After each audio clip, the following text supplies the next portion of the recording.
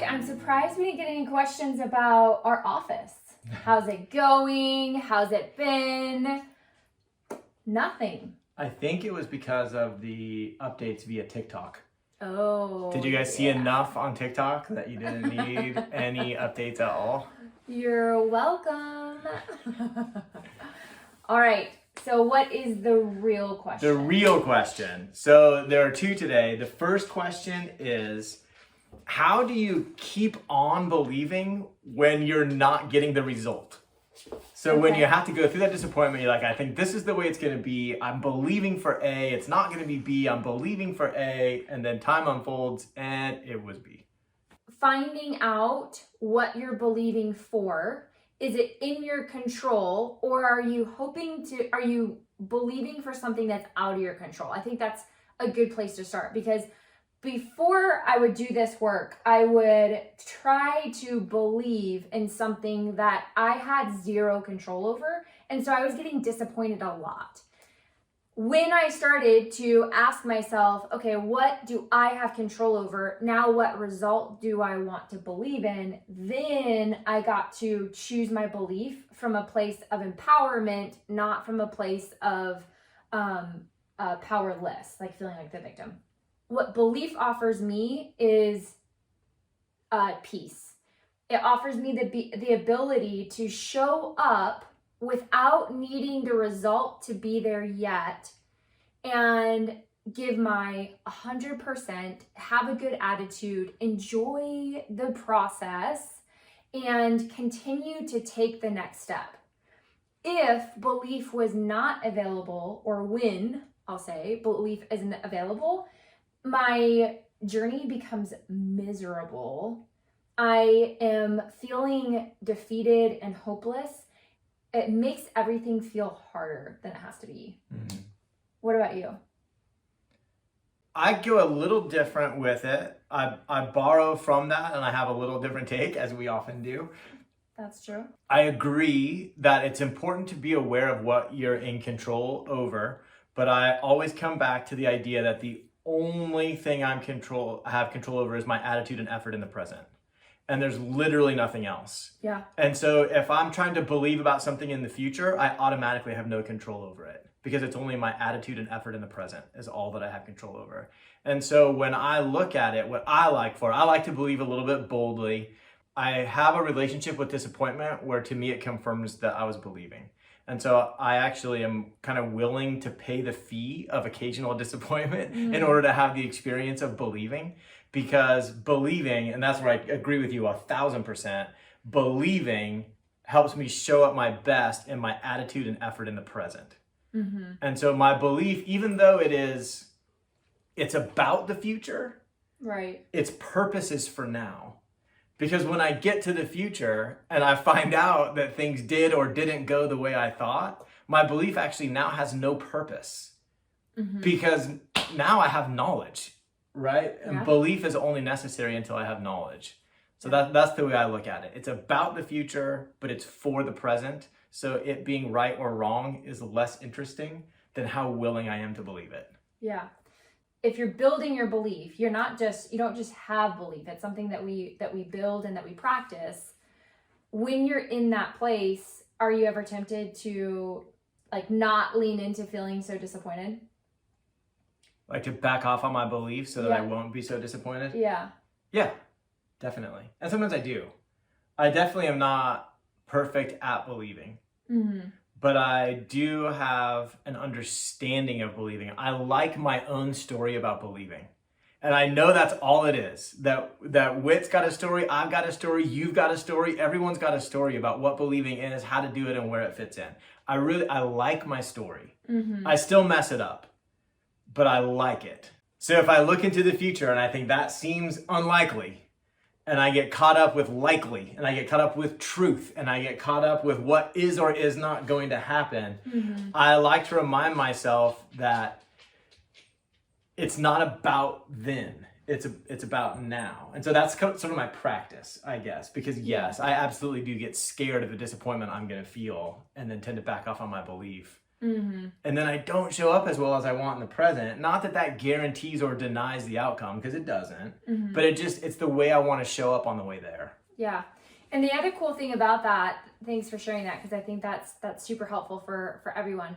The other thing that tends to happen is when we continue to practice choosing to believe for the present moment, it builds our capacity to keep believing when disappointment is knocking on our door or fear is knocking on the door. 100%. And as we're building that capacity, that muscle, we are now also building evidence that you've referenced in the past, other episodes, where we build our stone towers. And so now, because we chose to boldly believe and willing to feel disappointed, we have these stone towers that are being built along the whole journey. And now it's becoming easier to believe more boldly.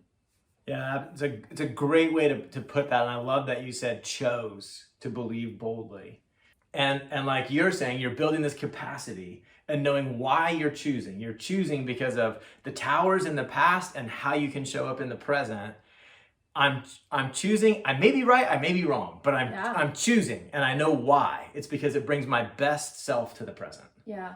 Yeah, and at the end of the day, I know that we both have intentionally decided that we want to be people who choose to trust. So I think that finding out why you're choosing to believe can really serve you in the long run too, if you don't already. There's also one other thing I'll throw in there, a real good, powerful piece to this is when you're aware that your belief is a choice. Yeah. You don't feel obligated to defend it when someone wants to attack it. And that's a huge benefit of going through this and really understanding the mechanism of believing. So that if I say, yeah, our business is going to succeed, and somebody wants to be like, what? 1 in 10 of businesses fail. There's nothing that says you're going to, prove it to me. How can you say that? Oh, I just choose it. And they're like, I want to argue. Like, oh yeah, there's nothing to argue about because I know I chose it, and I chose it. And I'll choose it again tomorrow. Yeah, exactly. Yeah, that's good. Okay, question number 2. The second question is, what role does trust play in your relationship? So this was asked of us. Okay. So, our marriage. Our marriage. Yeah, okay. Or our business relationship, whatever, just our life together. No, I My think I probably know our great marriage. blessing of doing life with Whitney. What role does trust play in this dynamic? Well, we don't trust each other. Actually, Whit recently gave me the greatest trust that someone can give. What? There are certain days of the week when she's busy with other tasks and I have full authority over her social media. Oh, yeah. That's a lot of trust. I can go post whatever I want and I literally go on and post as if I am Whitney. Look at that. We trust each other so well. I don't even notice when we're doing it. Yeah, I notice because all of my comments get so many more hearts and laughs. From you. No, from you. But really from you. I choose to believe it's from you. That's awesome. So what role does trust play in our marriage? If I were to stop being funny for a second, it plays a massive role. I trust Whit with all my heart to stay in love with me. Wow. Yeah, it's big. And I know that as much as I would like to think that I can work out enough, be funny enough, provide enough love and connection and be sexy enough to make her love me, that's not how it works. And so her loving me is 100% her responsibility. And the way I can show up in that is I can either be scared that she'll stop or I can trust that she will. And so like we're talking about before with belief, I get to believe that our marriage stays strong forever because I trust that she will do her part and stay in love with me. And how does that help you show up when you're trusting? If I'm really trusting, and it's not always, again, not 100% success at this, but if I'm really trusting, then in our interactions, I'm not seeking validation that you love me. If I'm really trusting it, then I'm like, okay, Whit loves me, I love Whit, those two things are done. Now, how do we address whatever obstacle? How do we connect in this scenario? How do we go on this vacation? Whatever it is, I can look at how am I showing up in this scenario? How can I be there for you? What kind of husband do I want to be? Instead of being like the I love you with a question mark, right? Like, I love you. Validate it, you know, which is just kind of, it's in a strange way, like disconnecting, I think. Yeah. I would say for me, it was probably something that I had to learn how to do after we got married, because I unknowingly didn't know how to give trust, because I had such a fear of rejection, and it had been really comfortable for me to put up a guard and to, when someone messed up, to just say, oh yeah, you know, we're distancing, to really distance in our relationship. And so choosing to trust you was a growth edge that I chose to go on as well. And the reason I did is because I noticed it created a lot of mind chatter, a lot of tension in our marriage, because I would have a story, because my brain is looking for all the evidence of why I can't trust you. And then I just didn't like who I was in our marriage as someone who didn't trust. And so I knew that was something that I wanted to do for me to be able to show up the way that I want and enjoy our marriage. You're making a really good point, and this is beautiful and excellent information to have out there. You really took an empowered stance on trusting in our marriage rather than being a victim, which is tricky because now I would have to be perfect. Any error could be evidence that I'm not trustworthy. And so that part's really cool. But how do you speak then to this kind of cultural idea that I need to earn your trust? I think it's impossible to earn someone's trust. I think that there are relationships where trusting is easier than other relationships because of character and values. However, I don't believe that there's ever, like, how long do you have to earn someone's trust before they become trustworthy? And then now the expectation is so high that they can't be human because you've earned their trust, and now you have to stay on that pedestal. It's messy, and there's not a lot of grace. There's not enough empowerment.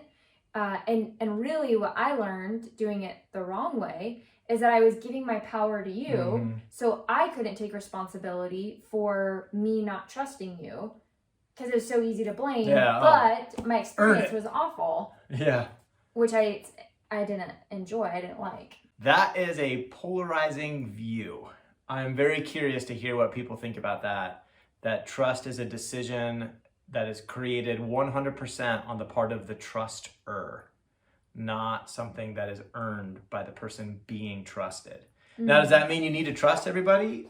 Of course not. No. You get to choose, but know why you're choosing and that you're choosing, right? And then you stay empowered rather than thinking like, oh, I need them, like you're saying, to do X, Y, and Z so that my trust can be safe. And now you're a victim to whether you trust or not in the most important relationship in your life. And there were definitely seasons in our marriage where there were some changes that we agreed on that were to encourage trust, to protect trust. I think that's a really big thing, protecting trust. And we didn't have those things in place before. If I would have stayed in the powerless victim role, then I don't believe we would have uncovered the ways to protect our trust, because we would have always been falling a victim to it. And if I let Whit down or she lets me down, there's not this time of like, well, how long is it going to be till I can earn your trust? I just know, like, oh man, I feel like I'm not trusting Whit. I'd rather trust Whit.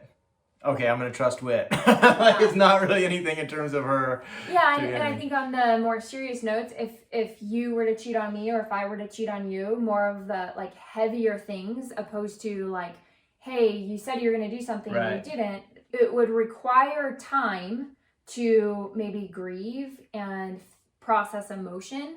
And so that could be seen as building trust.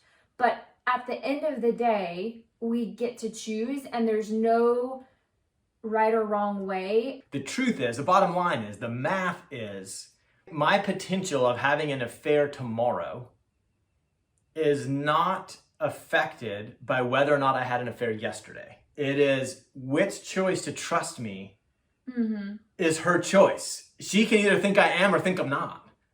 Right. Going forward, regardless of what's happened in the past. And it's a really like best news, worst news kind of thing, but it's empowering when you realize, oh, I get to choose. And it doesn't mean I have to choose one thing or another. Yeah. But I'm going to own that I'm choosing. In the same way in the previous question, we were owning that we're believing. Yeah.